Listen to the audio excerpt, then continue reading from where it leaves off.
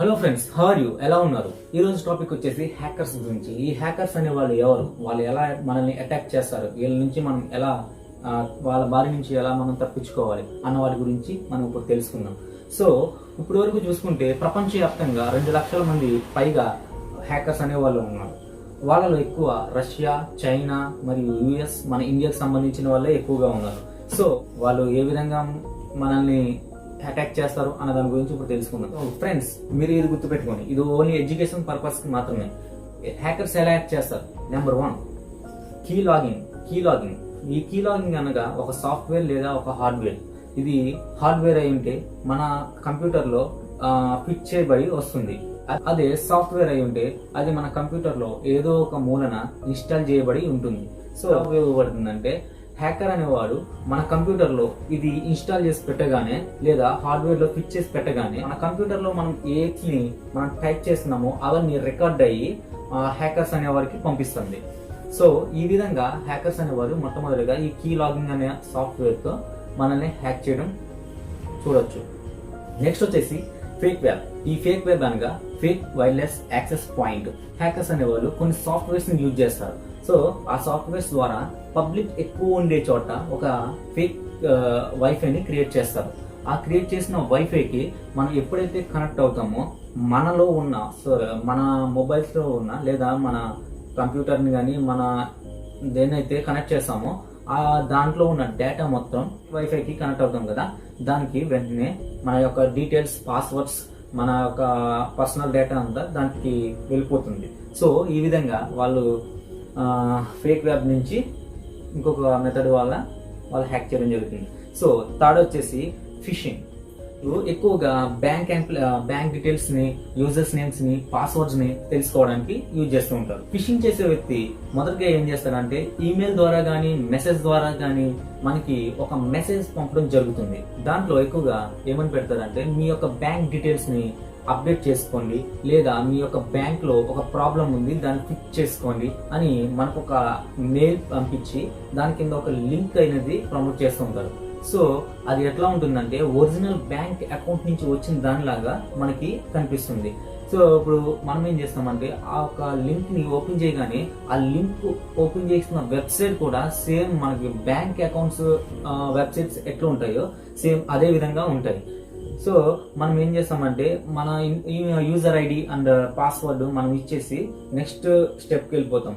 ఈ లోపు మన హ్యాకర్స్ అనే వాళ్ళు ఏం చేస్తారంటే మనకు తెలియకుండానే ఆ యొక్క సైట్ లో మన యొక్క ఈ యూజర్ నేమ్, పాస్వర్డ్ అన్ని తెలుసుకొని మన అకౌంట్ మొత్తం ఖాళీ చేస్తారు. సో మీకు ఎవరైనా అనౌన్ పర్సన్ కాల్ చేసి మేము బ్యాంక్ నుంచి కాల్ చేస్తున్నాం, మీ యొక్క డీటెయిల్స్ చెప్పండి, యూజర్ నేమ్, పాస్వర్డ్ అవన్నీ చెప్పండి అంటే మీరు ఎట్టి విధంగా చెప్పకండి. Okay, number 4.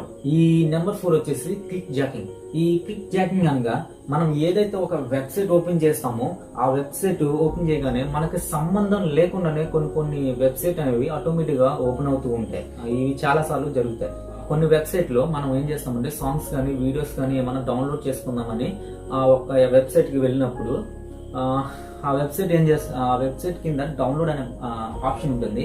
ఆ డౌన్లోడ్ అనే ఆప్షన్ కింద ఈ క్లిక్ జాకింగ్ హ్యాకర్స్ ఏం చేస్తారంటే ఆ డౌన్లోడ్ అనే ఆప్షన్ కింద ఇన్విజిబుల్ లింక్ అనేది ఒకటి ప్రమోట్ చేసి ఉంచుతారు. అది మనకి కనిపించదు. మనం డౌన్లోడ్ అనే ఆప్షన్ ఎప్పుడైతే చేస్తామో నెక్స్ట్ మినిట్ అది మనకి కనిపించకుండానే మన యొక్క కంప్యూటర్లో కానీ మన యొక్క మొబైల్లో కానీ డౌన్లోడ్ అయ్యి ఇన్స్టాలేషన్ అయిపోయి ఉంటుంది.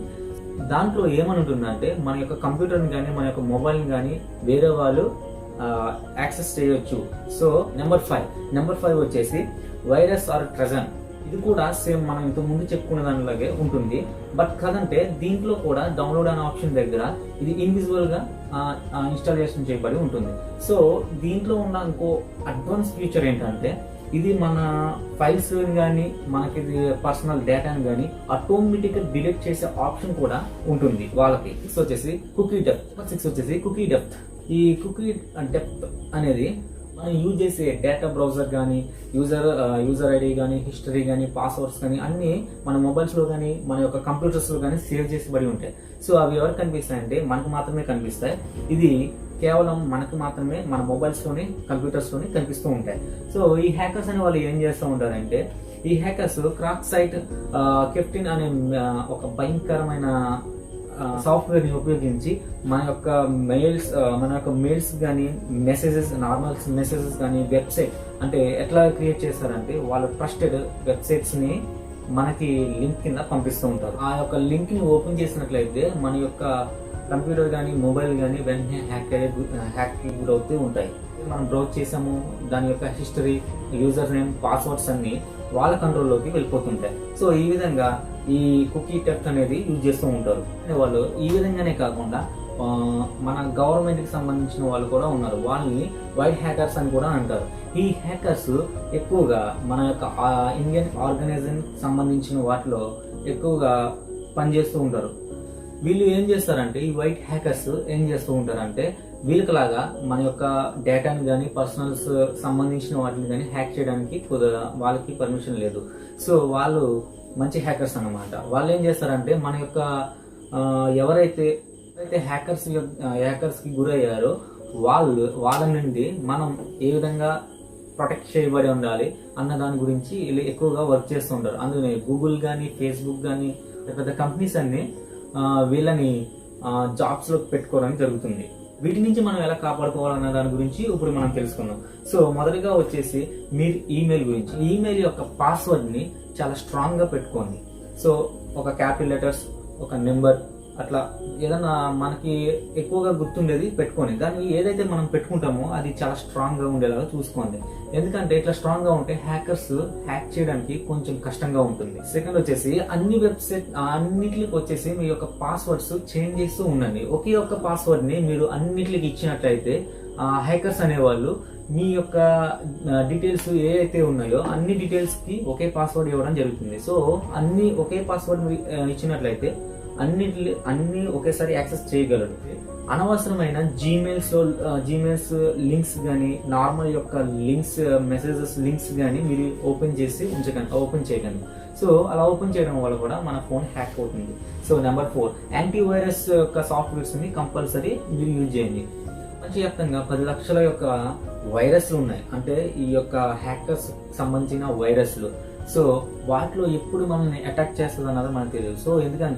సో అందుకని యాంటీవైరస్ మొబైల్స్ కానీ మన యొక్క సిస్టమ్ కానీ ఉన్నాయి. సో దాంట్లో మీకు ఏది బెస్ట్ అనిపిస్తే దాన్ని మీరు ఇన్స్టాల్ చేసుకోండి. నెంబర్ 5 వచ్చేసి వీలైనంత ఎక్కువగా మీరు పబ్లిక్ యొక్క వైఫైని యూజ్ చేయకుండా ఉండడానికి చూడండి.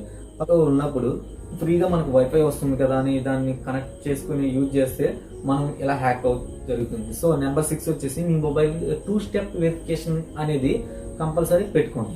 ఈ 2 స్టెప్స్ వెరిఫికేషన్ అన్నది మీరు పెట్టుకుంటే ఎవరైనా మీ యొక్క మెయిల్స్ కానీ మీ యొక్క ఫేస్బుక్ ఆర్ వాట్సాప్ ఎటువంటి యాక్సెస్ చేసేటప్పుడు మీ యొక్క జీమెయిల్ కానీ లేదా మీ యొక్క ఫోన్ నెంబర్ కానీ వెరిఫికేషన్ పెట్టుకున్నట్లయితే మీకు 1 టైం పాస్వర్డ్ అనేది వస్తుంది. సో ఆ విధంగా సెక్యూర్ గా ఉంటుంది. సో నెంబర్ 7 వచ్చేసి మీ యొక్క పాస్వర్డ్స్ ని ఎప్పటికప్పుడు చేంజ్ చేసుకుంటూ ఉండండి. నెక్స్ట్ ఏంటంటే ఎప్పటికప్పుడు మీ సాఫ్ట్వేర్స్ ని అప్డేట్ చేసుకుంటూ ఉండాలి కంపల్సరీ. సో ఈ విధంగా కూడా మనం సెక్యూర్ గా ఉండొచ్చు. నెంబర్ 8 వచ్చేసి బ్యాంక్ వారు మీ యొక్క బ్యాంక్ డీటెయిల్స్ అప్డేట్ చేస్తామని ఎప్పుడు కాల్ చేసి మనల్ని అడగరు. సో ఆ విధంగా ఎవరైనా కాల్ చేస్తే వాళ్ళని ట్రాప్ చేసి మీరు పోలీసుకి ఇన్ఫర్మేషన్ చేయండి. సో అంతేకాకుండా మిమ్మల్ని ఎవరైనా ఇలా హ్యాకర్స్ కాల్ చేసి మీ యొక్క డేటాని మేము యాక్సెస్ చేసాము బ్లాక్ మెయిల్ కానీ చేస్తే వెంటనే మీరు పోలీస్ వారికి ఇన్ఫర్మేషన్ ఇవ్వండి. సో హ్యాకింగ్ అనేది ఇవే కాదు, ఇంకా చాలా రకాలుగా ఉన్నాయి. వాటి నుంచి కూడా మనం ఎలా తప్పించుకోవాలి, ఏంటి అసలు అవి ఎలా యూజ్ చేస్తారు, ఆ సైట్స్ ఏంటి అన్నది కూడా నేను నెక్స్ట్ వీడియోలో చెప్తాను. అది కూడా మీ సపోర్ట్ నాకు ఉంటేనే. ఈ వీడియో కనుక మీకు నచ్చినట్లయితే లైక్ చేయండి, షేర్ చేయండి. ఈ వీడియో మీకు చాలా వరకు యూజ్ అవుతుందని నేను నమ్ముతున్నాను.